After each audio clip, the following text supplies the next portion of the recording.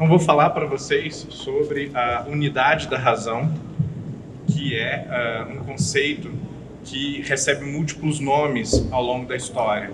Sem unidade da razão, não é possível falar sobre um namoro ou mesmo um relacionamento casual entre ciência e religião.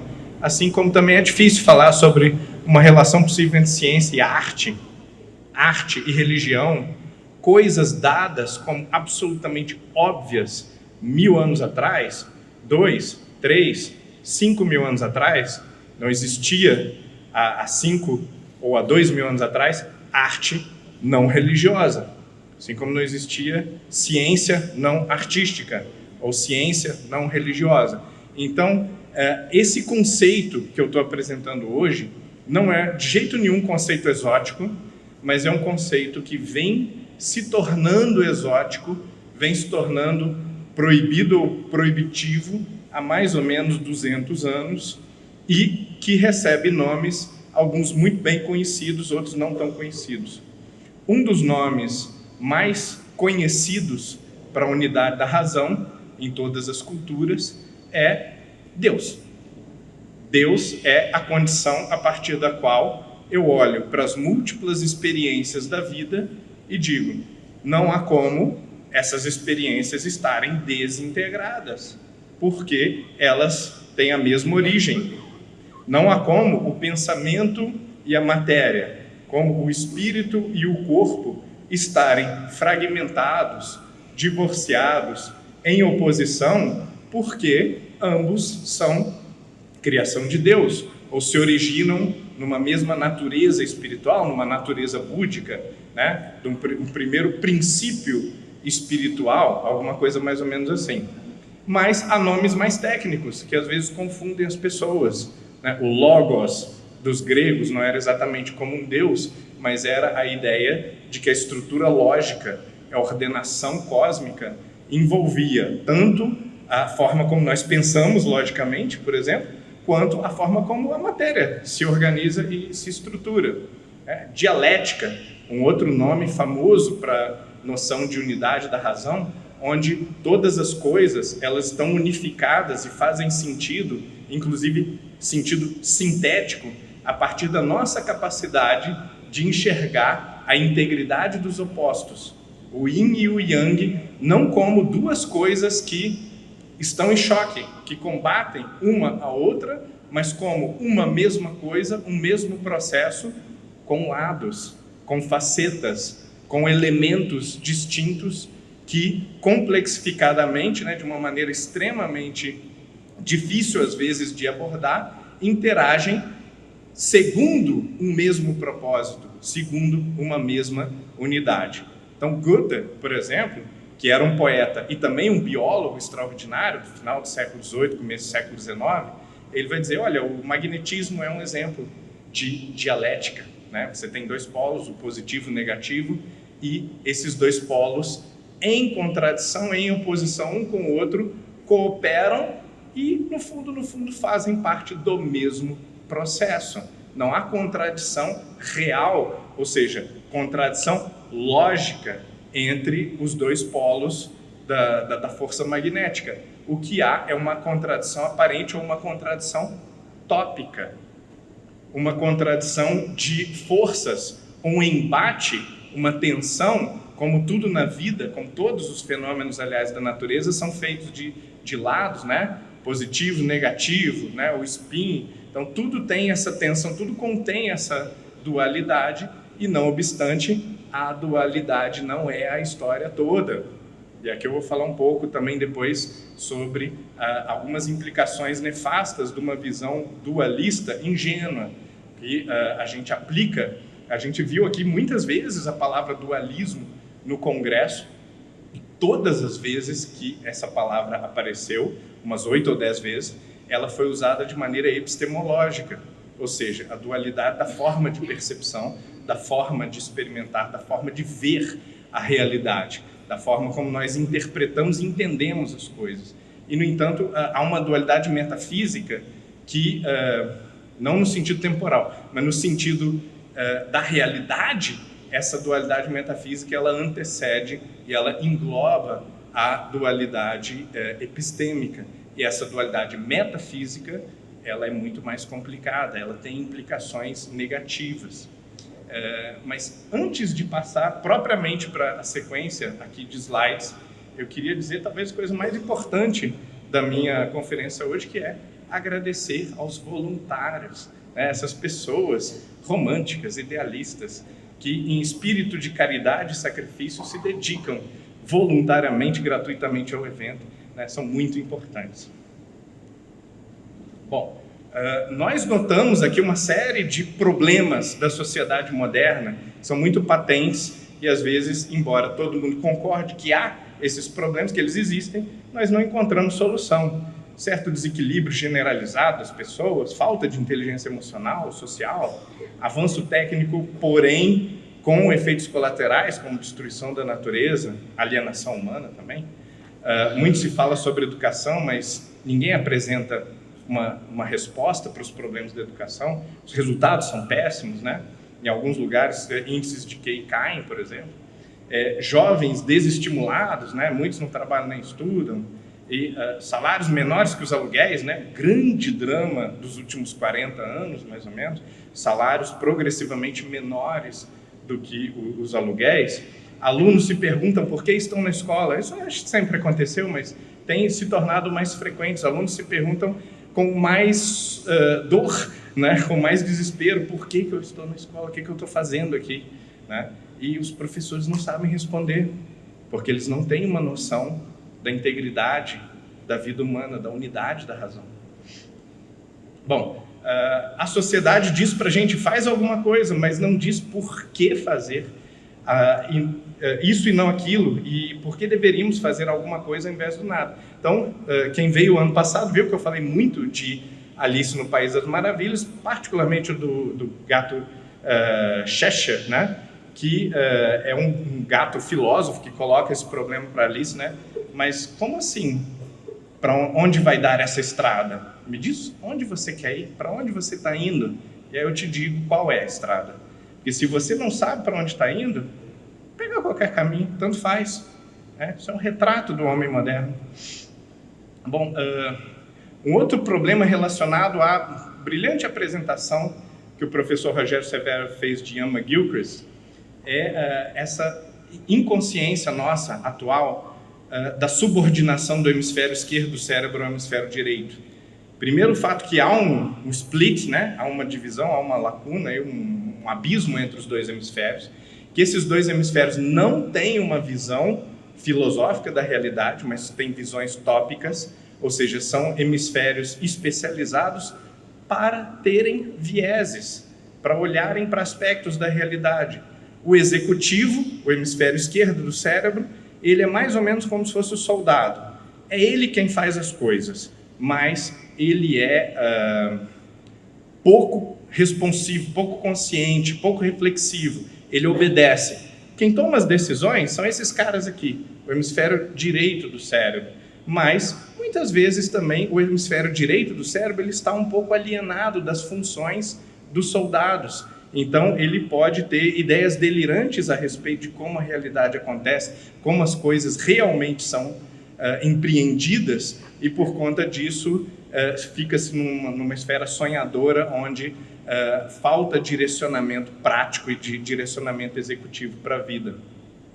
Isso gera um problema que é muito perceptível na atualidade, que é o bonito na teoria e feio na prática, né? Ou seja, a gente imagina aquelas ideias, às vezes interessantes, princípios idealistas tomados ali na esplanada dos ministérios, mas quando você chega no hospital, numa escola, num ambiente qualquer da vida, você pensa, poxa, onde estão esses princípios extraordinários que saem da cabeça dos tecnocratas, dos especialistas, e nunca são aplicados na prática? Por que a gente não consegue fazer o que tem que fazer o que nós decidimos na esfera especulativa, na esfera reflexiva?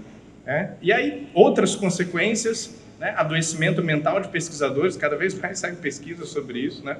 Fuga de cérebros, problema grave, porque ainda mais num lugar onde a educação é pública, a pesquisa é majoritariamente financiada pelo Estado, né? E depois dos 30 anos, depois de ser financiado pelo Estado, né, tremendamente, o sujeito arruma um emprego na Europa, nos Estados Unidos. E nada contra isso no sentido pessoal, mas no sentido estrutural, social, isso é grave. O vazio, falta de propósito entre os pesquisadores, principalmente entre os estudantes, né? Por que eu estou aqui? O que eu estou fazendo? Tá? E, claro, todos nós devemos nos fazer essa pergunta, porque são perguntas recursivas, são perguntas que a cada passo que a gente dá na vida, a gente deve se fazer, se a gente é consciente. Mas, quando essas perguntas geralmente não encontram resposta, ou nunca encontram resposta, isso é muito perigoso, né? No sentido pessoal e coletivo.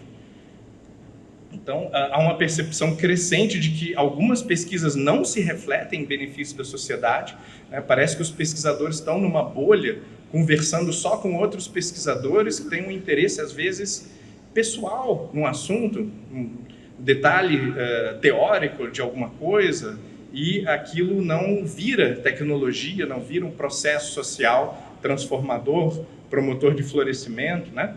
E uma mídia também sensacionalista, a gente acabou de ver muito sobre isso, né? Uma mídia que pula apressadamente para as conclusões sem conhecer o que está falando. Né?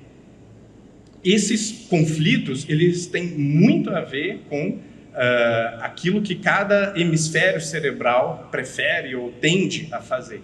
Então, por exemplo, um exemplo número 1, muito típico, é você ouvir, eu ouvi isso 200 vezes, né? Universidade não é lugar para falar de religião, da sua busca pessoal por sentido e propósito. Bom, isso aqui é o centro do saber, da pesquisa, né? Do arrojo intelectual, né? Nesse lugar eu não posso falar de sentido para a vida, eu não posso falar de propósito, eu não posso falar do que me motiva a estudar Shakespeare e não Machado de Assis. Então eu tenho que fazer coisas estritamente técnicas e cancelar a minha capacidade do hemisfério direito do cérebro de ver o mundo a partir de uma perspectiva global, unitária, onde as coisas são contextualizadas e fazem sentido. Eu sou obrigado a amputar o meu hemisfério direito do cérebro quando eu entro na universidade. Aqui você vai ser treinado tecnicamente para fazer o que você deve fazer e não ficar pensando muito sobre para quê, por quê, qual é o sentido da vida. O oposto também acontece. Vira e mexe, você está num local de oração, num templo, numa comunidade religiosa, e aí se você tem uma leve desconfiança do sacerdote, se você desconfia de que aquele médium não está recebendo espírito nenhum, ele está dizendo o que todo mundo quer ouvir, né? Você é visto como um ateu, um inimigo da religião, alguém que está usando o hemisfério esquerdo do cérebro, quando esse é um local para você nunca ativar, nunca usar o hemisfério esquerdo do cérebro. Não é para você usar o pensamento lógico, analítico, técnico, e sim para você se entregar, ter emoções, sem análise fria em momento algum. Então, embora o problema mais grave que Ian McGilchrist detecte seja o de uma pseudodominância do hemisfério esquerdo do cérebro, o hemisfério direito do cérebro também alienado não é interessante. A gente precisa de integridade da mente, integridade da consciência e de uma visão de mundo que não force esse gap, né, esse lapso. Bom, sabemos que estamos falhando então, mas não sabemos por quê. E não sabendo por quê, não sabemos como corrigir. Tá? Então, queremos uma vida melhor, mas não sabemos o que é uma vida melhor. Não temos conceito de vida, conceito de felicidade, conceito de ser humano. Né? Uma coisa que eu percebi muito na interação com o pessoal de saúde, na interação com médicos, é que muitos médicos, por não terem essa interlocução com as humanidades, ou não terem nem um questionamento pessoal a respeito do propósito da sua disciplina, da sua função, eles nunca se perguntam, por exemplo, o que é atendimento humanizado, né? O que é uma perspectiva humanizada. Então isso vira um chavão que na prática não significa nada, porque você não tem conceito de ser humano, você não sabe o que é o ser humano melhorado ou o florescer humano. Então do que você está falando quando você fala em humanizado? O que é humano para você falar que o atendimento é humanizado, né? Então, a gente quer a sabedoria, a integridade, o sentido do mundo, da vida, mas a gente não acredita na nossa capacidade de integrar as ciências. A gente olha para o lado e fala assim, Putz, isso aí é coisa do pessoal da sociologia, né? A gente não tem nada a ver com isso. Ou então, não, isso aqui é engenharia dos materiais, isso não é a minha especialidade mais. Então, essa ideia de um desinteresse intrínseco pelas outras coisas que estão ao lado, elas representam a nossa adesão, a nossa aceitação a uma visão de mundo cada vez mais fragmentada, cada vez mais atômica, particularizada. Uma das consequências, né, embora quem gerou, né, o demônio seja o positivismo, o cientificismo, mas uma das consequências é a destruição da própria ciência.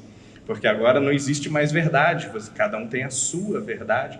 Essa sua verdade não é a minha, não é a dele. Quem é você para dizer o que é a verdade? Né? E é engraçado que isso é a pergunta mais comum e que os universitários fazem, né? Que os professores, os especialistas das universidades fazem, e que eles fazem com mais assim, orgulho, com mais soberba, o que é a verdade, né? Quem lembra do Evangelho lembra que não são as melhores pessoas que fazem essa pergunta. Bom, aqui eu vou dar um exemplo bem específico de duas obras-primas da questão biológica e científica, principalmente da questão biológica, e que representam uma ideia de integridade, ou pelo menos uma tentativa de integridade, já que a gente está na era da desintegração. Muitas vezes o melhor que a gente tem são os nossos esforços, né, para tentar caminhar na direção de uma nova reunificação do saber, que são o Denis Noble no The Music of Life, né? E ele vai dizer, bom, a biologia precisa ser entendida mais como uma sinfonia entre genes, células, órgãos, corpo, comunidade e ambiente, do que de uma maneira linear, como bloquinhos de Lego moleculares que vão formando DNA, os cromossomos, e daí, a partir daí, as células, os órgãos, e assim por diante. Essa visão dos bloquinhos de Lego, ela impossibilita o entendimento da biologia, porque esses bloquinhos não fazem sentido, não faz sentido a agregação deles se eles não tiverem uma razão já orgânica para acontecer. Então, Alistair McGrath, né, no Ajuste Fino do Universo, um livro publicado pela ABC2, né, nossos parceiros, colegas aqui, diz que o ajuste fino é uma conclusão inevitável de vários ramos da investigação científica e que isso tem fortes implicações filosóficas e teológicas. Mas um pouco na contramão desses esforços de integração, o normal é o que aparece, por exemplo, em Evolution and the Levels of Selection, de Samir Okasha, que diz que a pressão competitiva sugere a seleção de traços egoísticos. Porém, a pressão cooperativa em diferentes espécies também parece sugerir seleção de traços altruísticos. Ou seja, a seleção seleciona traços contraditórios, traços que estão em conflito. Muitas vezes esses traços parecem ser selecionados como favoráveis para as mesmas espécies. Então, em alguns casos, parece haver mais competição ou mais cooperação, mas, no fundo, todas as espécies parecem que têm as duas tendências, a cooperação e a competição. E ninguém sabe direito explicar por que isso acontece, por que esses princípios aparentemente contraditórios acontecem no mesmo fenômeno, o fenômeno da vida. Bom, isso tem tudo a ver com a metáfora que eu vou apresentar aqui, metáfora principal da minha comunicação, que é a do espelho. E o espelho muitas vezes aparece em mitos e na literatura como um veículo da ilusão. Embora ele seja útil, é muito comum que o reflexo do espelho te engane, te iluda e te faça ver coisas que não correspondem exatamente à realidade. Tá? Então, muito poeticamente, o autor de Coríntios diz assim: agora vemos um reflexo obscuro, como em espelho.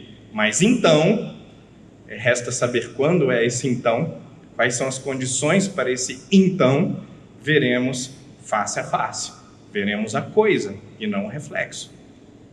Bom, um problema gravíssimo também da academia atual é que nós temos um contexto onde a metafísica ela não é mais percebida dentro das ciências. As ciências operam com certos pressupostos que até alguns cientistas competentes julgam pressupostos científicos, quando, na verdade, conceito de matéria, por exemplo, não é um conceito científico. É uma definição. Todas as definições são arbitrárias. Elas partem de um certo conjunto de critérios, de princípios que são escolhidos. Então, coisas muito elementares como natureza, mundo, universo, tá? São palavras que não designam nada, nenhuma experiência. Ninguém jamais experimentou a natureza, né? Mas são palavras genéricas que a gente cria para filosoficamente sintetizar o conjunto de todas as experiências possíveis, né? E assim por diante. Pois bem, e é muito comum que os cientistas eles sejam como um arqueiro a cavalo que se desloca grandes distâncias, que acerta muitos alvos e depois diz assim um pouco orgulhosamente: eu nunca vi cavalo acertar uma flecha. Né? E aí, bom, ok, isso não é mentira. Há uma verdade intrínseca em dizer que um cavalo nunca deu uma flechada em nada, nunca acertou nenhum alvo. No entanto, a possibilidade de deslocamento desse arqueiro em alta velocidade, perseguindo um animal, provavelmente, alguma coisa assim, só existe porque uma metafísica escamoteada, uma metafísica implícita, uma metafísica não percebida, permite à ciência fazer o seu trabalho. Então, algumas grandes questões do universo, que são questões eminentemente metafísicas, elas podem até não ser feitas, mas muitas vezes elas estão implícitas no fazer científico. Por que o universo existe? A gente pode especificamente dizer, por que o Big Bang aconteceu? Por que explodiu tudo, né? E ao invés de não explodir, ao invés de não acontecer nada, né? O que é vida? Como a vida surge da não vida? Tá? Pergunta aqui. Nenhum biólogo que vocês vão encontrar no planeta vai responder.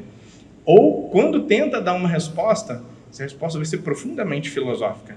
Tá? Vai ser um exercício filosófico dos biólogos, que é muito comum também, mas é um exercício especulativo, é um conjunto de decisões que o biólogo toma e que agregam princípios ali que descrevem de uma maneira compreensiva, hermenêutica, o objeto real do qual ele está tratando. Né? O que é mente? Como mentes funcionam e por quê? Né? Vocês já viram palestras melhores sobre isso, então vou passar isso aqui mais rápido.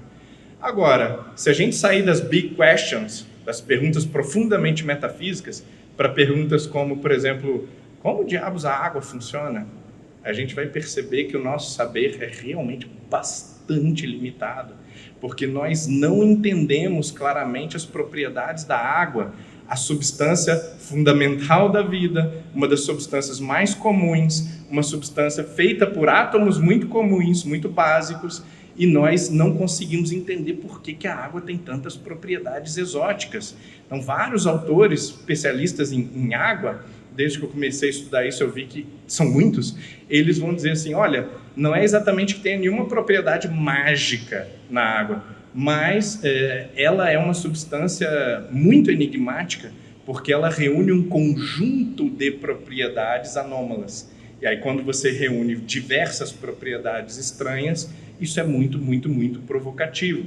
Claro, parte dessas propriedades exóticas se justificam pela estrutura molecular da água, né? Essa estrutura triangular mesma, né? O ângulo em que os átomos de hidrogênio aderem ao de oxigênio vão fazer com que haja uma polarização. Você vai ter uma tendência negativa ou uma tendência positiva. Isso vai ter uma série de consequências, como é bom solvente, é de fácil absorção, hidrata íons e colóides.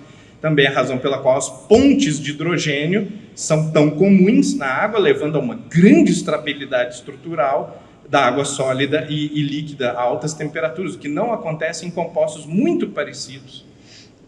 Então, uma das consequências das pontes, que é uma consequência da polaridade, é que altas temperaturas de fusão e evaporação, tensão superficial, uma propriedade que facilita muito a vida de uma série de animais, né, de seres vivos, e grande poder de dissolução, estabelecendo conexões tanto de íons negativos quanto positivos, maior densidade líquida do que sólida. Isso preserva habitats líquidos quando você cria uma capa de gelo num lago, por exemplo, né, ou mesmo no mar, e aí você tem uma temperatura preservada abaixo dessa capa de gelo, né? E aqui um dos melhores autores que eu achei sobre isso, que é o George Malenkov, né, vai dizer que as propriedades da água não são tão exóticas, mas o que é anormal é a quantidade de propriedades atípicas na mesma substância. E, indo para o meu trabalho especificamente, que é a estética da água, né, o que eu tenho feito assim, mais recentemente, tentando entender por que seres humanos são esteticamente fascinados pela água, eu consigo ver uma correlação entre a estrutura molecular da água, né, propriedades físico-químicas da água, a forma como isso impactará os seres vivos e as formas que acabam produzindo em nós deleite estético. O que é o deleite estético, né? Tenho trabalhado com isso há algum tempo. É a alegria da razão, quando ela encontra coerência e sentido naquilo que ela está vendo. Então, quando você espalha pó, por exemplo, joga areia ao ar, ou então quando você tem um líquido ou muito viscoso, como o mel, ou menos viscoso que a água, então, por uma série de razões, você vai olhar para uma substância como caótica, desorganizada, ou seja, feia. Ao passo que a água, sendo profundamente simétrica, tendo uma organização, tendo um coeficiente muito adequado de viscosidade, vai produzir em nós uma sensação de clareza conceitual, de harmonia da percepção, de integridade. Bom, aí um dos grandes mitos, né, uma das grandes histórias de fantasia dos Estados Unidos, e que conta, o Mágico de Oz, né, conta, entre outras coisas, né, a saga de 3 criaturas estranhas que estão buscando, a gente poderia dizer até sentido, completude para a vida, mas nessa busca de sentido eles precisam de coisas específicas, e essas coisas específicas são virtudes. Aqui é uma palavra-chave que vale a pena a gente suspender, pensar e manter para o resto da nossa avaliação, né? E essas virtudes, é interessante, elas são prometidas de uma maneira projetiva pelo mágico, né, lá de Oz. No entanto, antes mesmo deles chegarem à cidade e terem essa conversa de como vai encontrar o coração, como vai encontrar a coragem, como vai encontrar o cérebro, eles exerceram ao longo do caminho atos de coragem, atos de sagacidade, atos de empatia, de sentimento, de caridade, e esses atos, eles representam o caminhar de figuras que estavam parados, congelados, paralisados na mesma situação, não conseguiam mudar, e por conta de uma intervenção terapêutica da Dorothy, eles são provocados a saírem da sua zona de conforto e caminhar. Esse caminhar já faz com que eles comecem a adquirir essas virtudes, que o mago promete, né? A figura do mago é sempre muito importante, simbolicamente. O mago diz, olha, continua o caminho, a meta é essa, você vai chegar nessa meta. Mas eles já tinham, no começo do caminho, antes do mago, tido a experiência do desenvolvimento da virtude. E é interessante também que a Dorothy, ela, assim que ela chega no mundo de Oz, a casa dela cai sobre a bruxa do leste, né? E essa bruxa tem uns sapatos mágicos especiais, sapatos prateados. A primeira coisa que ela faz, vamos tirar os sapatos aqui do cadáver, que são topíssimos, né? Excelentes, e ela usa esses sapatos e vai feliz o caminho afora.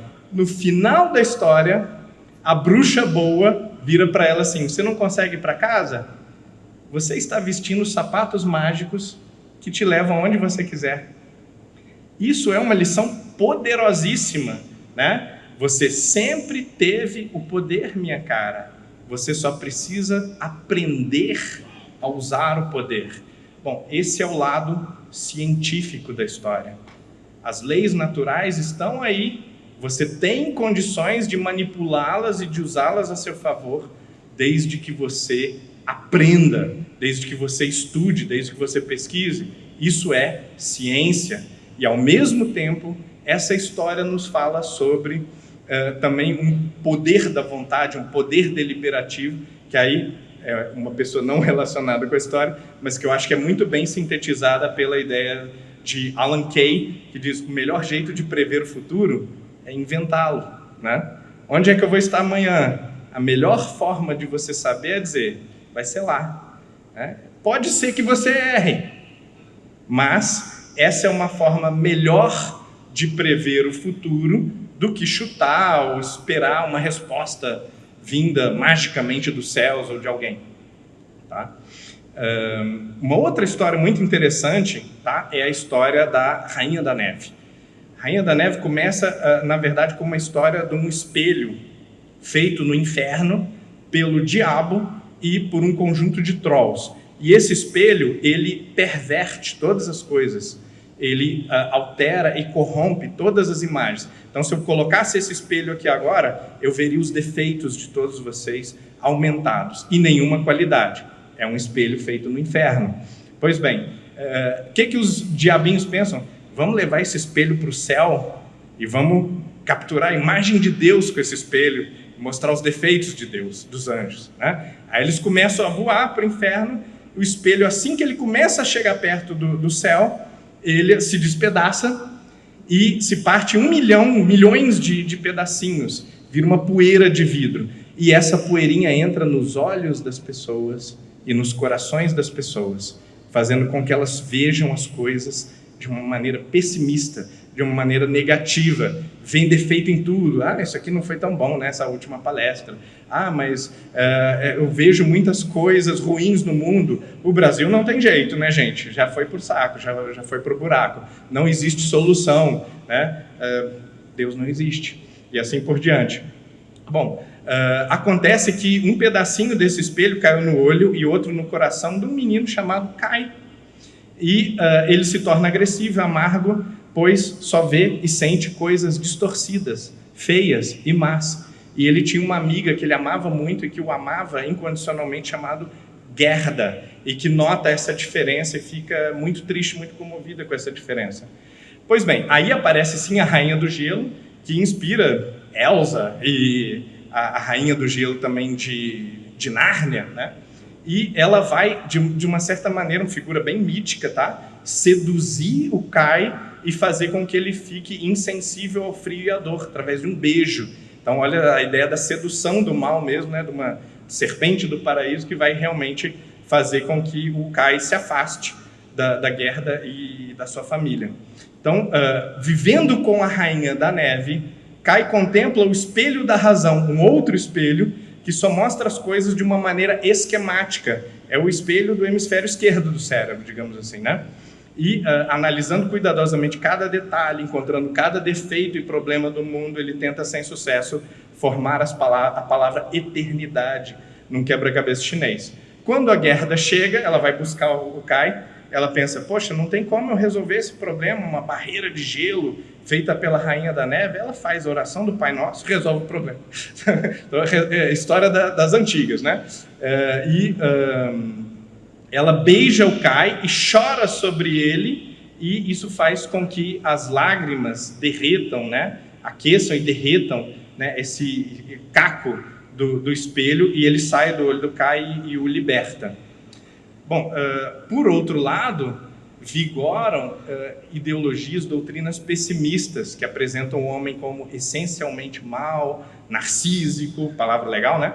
Competitivo, palavra mais biológica do que psicológica agora, isso leva à concepção de que propostas de melhoramento, propostas de aperfeiçoamento do ser humano, propostas de resgate do que o ser humano tem de divino e de bom, são utópicas, tá? Padre Antônio Vieira fala um pouco sobre isso também, né? A visão é quando o mundo entra em mim, e geralmente ela é uma coisa deprimente, né? As coisas entram pela visão e sequestram a nossa alma. Eu fico tentado, eu desejo, eu fico curioso, eu fico impressionado. Mas a lágrima é o oposto, é a alma produzindo uma expressão material, é a alma vazando pelos olhos. Não é alguma coisa do mundo entrando nos olhos, mas é a alma dizendo para o corpo e para o olho, né, que o sentimento é maior e tão grande que acaba vazando fisicamente, né? Então, tanto mentes quanto cérebros, estrutura uniforme especializada, entre funções executivas e reflexivas, partidos, divisões de escolas de doutrinas, divisões internas de igrejas, movimentos artísticos, casais, conversas, né? Elas tendem a esse antagonismo por conta de um processo natural de separação, divisão, de fragmentação. E os hemisférios cerebrais, eles tendem ou à lógica, ou à semântica, ou à cura, ou à noção expandida de vida, ou a ver o transtorno, ou a ver o bem-estar de uma maneira contextual e global. Então aqui tem uma frase do grande filósofo, talvez o maior filósofo português vivo, que é Antônio Braz Teixeira, uma figura realmente extraordinária, conhece mais filosofia brasileira que 99% dos filósofos brasileiros. Ele vai dizer o seguinte: o tipo de filósofo que se é depende fundamentalmente do conceito de razão que se pode conceber, mas nós vivemos a decadência do conceito de razão, que vai produzir decadência filosófica. Então, no modelo filosófico científico de McGilchrist, pesquisas neurocientíficas apontam consistentemente para uma relação causativa entre a estrutura cognitiva e o conhecimento, ou seja, o conhecimento e a própria visão que nós temos da natureza são produzidos por predisposições cognitivas e metanarrativas da mente humana. Mas essas predisposições, elas não estão gravadas no cérebro, elas são construídas pelo cérebro. Então, predisposições mais metafísicas e metanarrativas do que analíticas e perceptivas, de modo e noções, visões de mundo metafísico, são a base para as atividades mais específicas e analíticas da percepção e da inteligência. Com base nesse argumento, muito bem provado em 1000 páginas de experimentos científicos, ele vai concluir que há uma dominância, uma regência do hemisfério direito sobre o hemisfério esquerdo do cérebro. Bom, qual que é a nossa contribuição específica para esses problemas? Então, em primeiro lugar, a gente tem uma tentativa de traçar historicamente como que a divisão acontece, e aqui eu destacaria, né, o apoio do IHPV, que patrocina esse evento, vocês viram aqui o nome deles várias vezes, e patrocinaram também o meu pós-doutorado na Universidade de Oxford, do qual esse livro é um produto. O próprio livro também foi patrocinado pelo IHPV, então, IHPV. Bom, o outro livro é um livro bem diferente. Ao invés de uma abordagem histórica, onde eu tento analisar como que os autores vão alterando a sua concepção de unidade da razão e de Deus e de outras formas de unificação, é um livro mais sistemático, mais técnico, que expõe apenas uma ferramenta, que eu considero a ferramenta mais importante da filosofia, que é o pensamento crítico, e como que essa ferramenta opera de uma maneira dialética, ou seja, só é possível, resumindo muito o livro, só é possível ser crítico tendo uma noção global, uma noção unitária da vida, tendo uma concepção eminentemente metafísica da vida. A vantagem desse livro é que ele se encontra gratuitamente disponível no site da UFJF, o que é muito bom.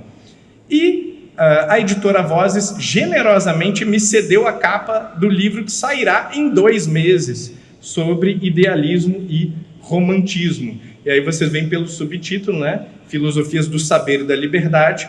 A gente está tentando integrar as duas faces da história de Dorothy, né? O saber do mundo, que permite a gente usar os sapatinhos mágicos, e a liberdade, a potência construtiva, né? Aí nós temos 3 opções metafísicas, tá, gente? Que aparecem com muita frequência nos debates. Essa setinha deslocou um pouquinho.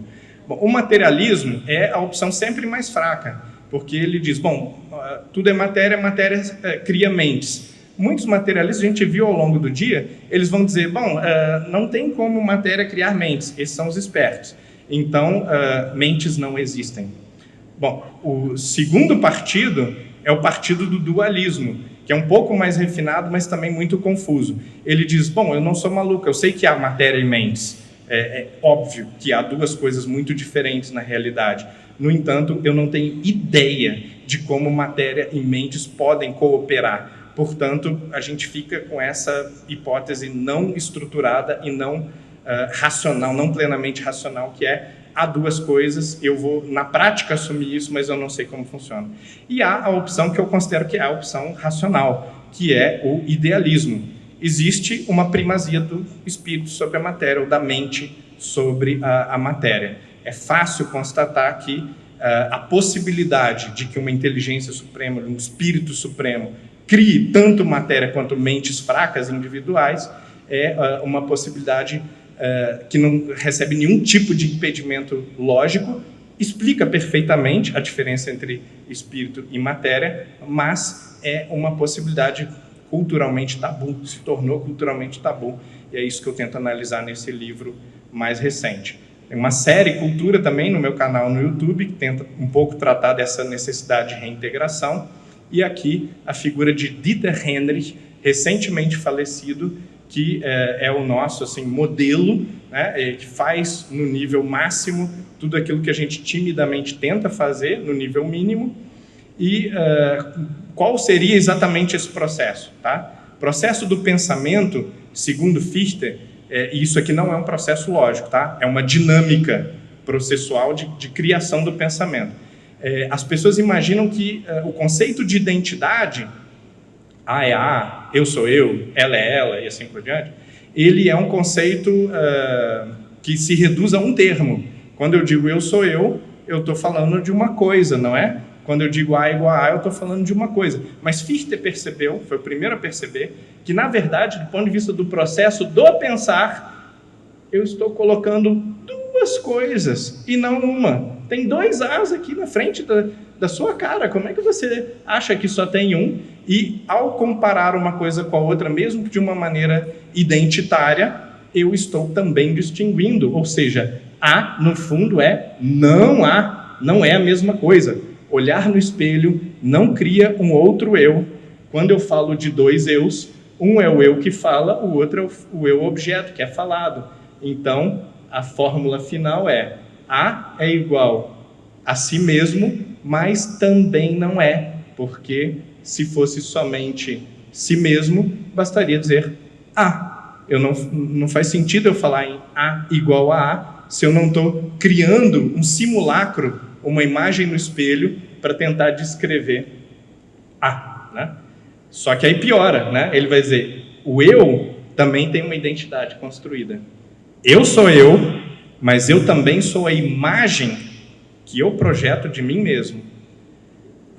E aqui há muito estudo neurocientífico sobre isso hoje, né? Sobre a relação de neurônios espelho com essa capacidade de se auto-perceber.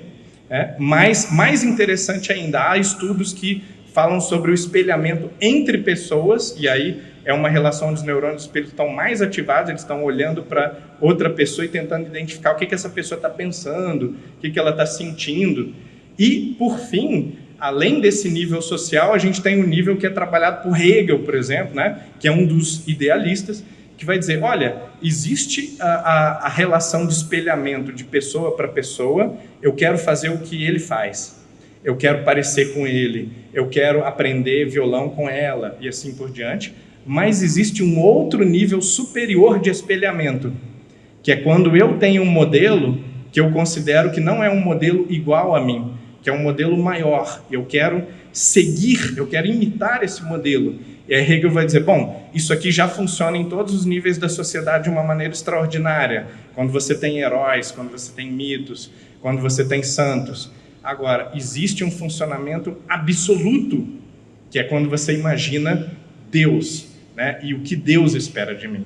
O que o absoluto, o que a unidade total, cósmica, que a inteligência suprema me oferece como padrão de virtude de modelo e me pede para emular. Então Hegel vai dizer que a unidade da vida é uma unidade consciente entre o consciente e o inconsciente, né? Eu sei o que eu preciso ser, mas eu não tenho os recursos para caminhar nessa direção, para o pleno florescer, digamos assim, né? Os planos que eu traço para mim levam em conta o meu grau de consciência sobre as leis da natureza, as leis da sociedade, meus estados psicológicos, modelos de vida que eu quero edificar, né? Quem eu quero ser, e também uma noção ideal da unidade total de sentido, que ele diz, o que é unidade total de sentido? Na cultura são três coisas, filosofia, religião e arte, que são as coisas que te estimulam a pensar a totalidade. Infelizmente, a ciência, em geral, não faz isso, porque ela fala de coisas e de fenômenos específicos, e não da totalidade. Tá. Então, o que Hegel diz que seria imitar a Deus? O que significa projetar o ideal de máxima perfeição, de máximo florescimento, de vida plena, de vida com sentido, né? Um espelho que não perverte, mas que aumenta a realidade. Ele diz, bom, conheça a ciência toda, conheça a matemática, entenda como o mundo funciona, entenda como a vida funciona, entenda como a sociedade funciona, como é que essas relações... É outro nível de leis da natureza, né? Entenda como a arte funciona, a importância da arte. Observe melhor as relações psicológicas, né, entre as diferentes possibilidades.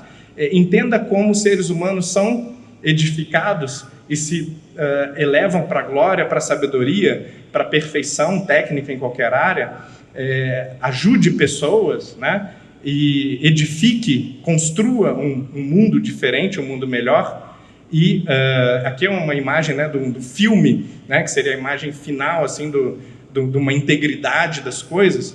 O filme A Chegada, Arrival, né, ele faz referência a um grupo de alienígenas que enxerga o mundo a partir de uma perspectiva justamente holística, integrativa, principalmente no tempo. Isso aqui é o conceito de tempo dos alienígenas. E esse conceito, ele é circular. Passado, presente e futuro fazem parte de uma mesma integridade. Traduzindo para os termos aqui da nossa busca por integridade da razão, por sentido da vida, o meu passado evolutivo, físico, químico, social, econômico, o meu presente, ou seja, as decisões que eu tomo agora, a minha capacidade ativa de transformar, de me edificar, de florescer, e o meu futuro, que é essa projeção, a melhor possível, o melhor modelo, o melhor exemplo, o melhor ideal possível de futuro, de vida plena, o tipo de reino que eu quero edificar, isso tudo tem que fazer parte da mesma concepção. E aí, esse é o último slide, né? Eu vou evocar a vocês um experimento mental, que é o experimento da lâmpada de Aladim. Né? Isso, quando eu vi o filme e tal, e apareceu, acho que o desenho e tal, na época eu tinha, sei lá, 10 anos, 12 anos, 15, sei lá.